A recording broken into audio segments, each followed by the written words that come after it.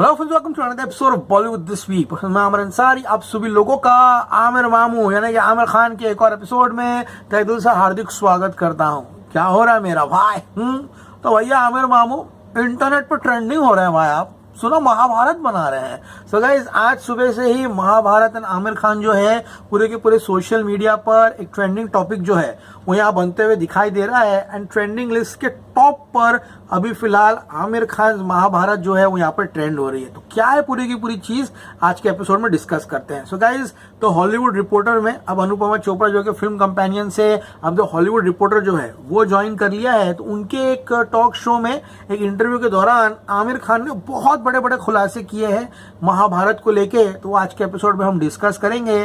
सबसे पहले आमिर खान ने कहा hoping to start work on Mahabharat, यानी कि फिल्म पर काम करने की अब मैं उम्मीद कर सकता हूं कि मैं शुरू करूं। सभी लोगों को बता दूं किस तरह से आमिर खान लाल सिंह चड्ढा के बाद थोड़ा उदास थे क्योंकि फिल्म उतना सफल नहीं हुई थी। फिर उन्होंने सितारे जमीन पर की शूटिंग जो है आर.एस. प्रसन्ना के साथ वो शुरू की, फिल्म को कंप्लीट किया। हाल ही में ही उन्होंने गाना शूट किया है जिनिलिया के साथ। उसके बाद गाइस फिल्म एडिट पर गई। एंड गाइस अब सभी लोगों को पता है कि 20 जून को ये फिल्म नजदीकी सिनेमाघरों में रिलीज होने वाली है इंडिया में। एंड 1 मई के आसपास इसका ट्रेलर आने वाला है।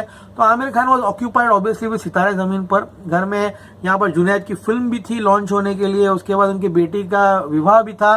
तो बहुत सारी चीजों में आमिर खान व्यस्त थे। एंड इसी का कारण है आई थिंक महाभारत पे उन्होंने इतना काम और ध्यान जो है नहीं दिया है। तो अब उन्होंने कहा है कि होप कर रहा हूं ये सब चीजें होने के बाद मैं महाभारत पे जो है काम करना शुरू करूं।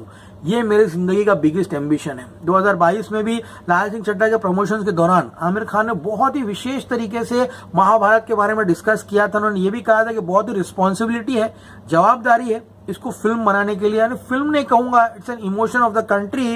एंड गाइस यहाँ पर मैं ऐसी फिल्म बनाऊंगा जो कि इंडिया को प्राउड करेगा। तो गाइस उन्होंने ये भी कहा कि राइटिंग प्रोसेस जो है अब इस फिल्म का थोड़ा वक्त लगेगा। फिर उनको पूछा गया कि आप किस पोस्ट से, यानी कि what will be your role in the Mahabharat as an actor, a producer और फिल्म मेकर। तो आमिर खान ने कहा कि अब तो फिलहाल एज अ प्रोड्यूसर ही मैं यहाँ पर महाभारत पे ऑन बोर्ड जो है आऊंगा। As an actor we should cast people who are appropriate. तो आमिर खान ने यह कहा कि जब मैं फिल्म बनाऊंगा महाभारत तो वही लोग जो फिल्म में अप्रोप्रिएट होंगे, यानी कि जो पात्र निभाने के लिए उचित किरदार निभाने के लिए जो यहाँ पर कंप्लीटली जो फिक्स रहेंगे, यानी कि जो अच्छे लगेंगे, उन्हीं को मैं यहाँ पर कास्ट करूंगा एज ए एक्टर्स जिन पार्ट के लिए वो यहाँ पर सूट होते हैं। फिर उन्होंने ये भी कहा है कि you cannot tell Mahabharat in one film, यानी कि उन्होंने कहा है कि महाभारत को हम सिर्फ और सिर्फ एक फिल्म में जो है वो यहाँ बयान नहीं कर सकते हैं, इसके लिए मल्टीपल फिल्म्स लगेगा। सभी लोगों को पता है किस तरह से रामायण जो है इसमें रणबीर कपूर है, ये प्रभु श्री राम बने हैं, साई पल्लवी, सनी देओल, यश जो रावण का किरदार निभा रहे हैं। उस फिल्म के 2 पार्ट्स हैं।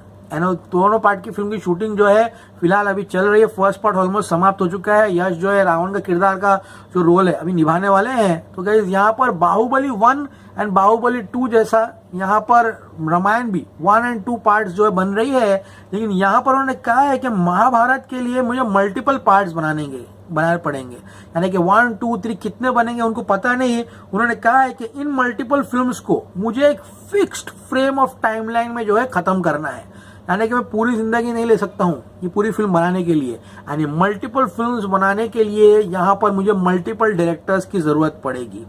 समझ में आ रहा है? यानी आमिर खान ने कहा है कि जितनी फिल्में बनेगी उनको मल्टीपल डायरेक्टर्स जो है वो डायरेक्ट करेंगे and can not do one film after the other. उन्होंने ये कहा कि अच्छा 1 बना दिया फिर 2 के लिए और 3-4 साल लेके और फिल्म बनाऊंगा, ऐसा करना उचित नहीं होगा, बहुत सारे कॉस्ट इन्वॉल्व होंगे। इसलिए हम साइमल्टेनियसली यहाँ पर जितने भी पार्ट्स होंगे उनकी शूटिंग एक के बाद एक करेंगे एंड बनाकर रखेंगे। फिर उन्होंने एग्जाम्पल भी दिया तो लॉर्ड ऑफ द रिंग्स का। लॉर्ड ऑफ द रिंग्स के पार्ट थे वो पूरे शूट हो गए थे एंड उसके बाद उसको एक के बाद एक जो है वो रिलीज किया था। उसी तरह का यहाँ पर वर्किंग स्केड्यूल जो है आमिर खान फॉलो करेंगे। मल्टीपल फिल्म्स होगी जो कि पार्ट 1, पार्ट 2, पार्ट 3 जितने भी बनेगी वो एक साथ शूट होकर लोग रख देंगे वहां पर एंड एक एक करके उन फिल्म को रिलीज करेंगे। एंड हर फिल्म का एक अलग अलग डायरेक्टर होगा। आमिर खान एज प्रोड्यूसर तो ऑन बोर्ड ही है, लेकिन उन्हीं एक्टर्स को लेंगे जो कि कास्ट जो है वो फिट हो उस रोल के लिए जो कि वो डिजाइन कर रहे गए यहाँ पर।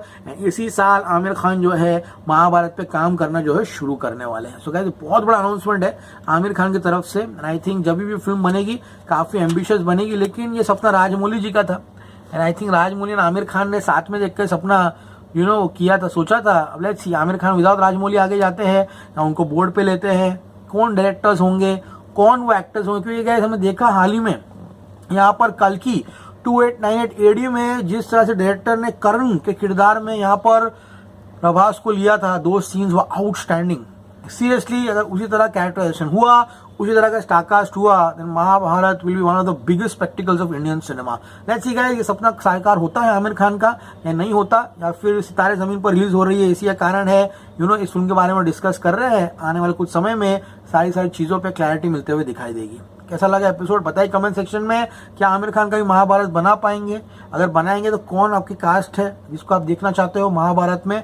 Comment section is all yours. Is always say stay cool man.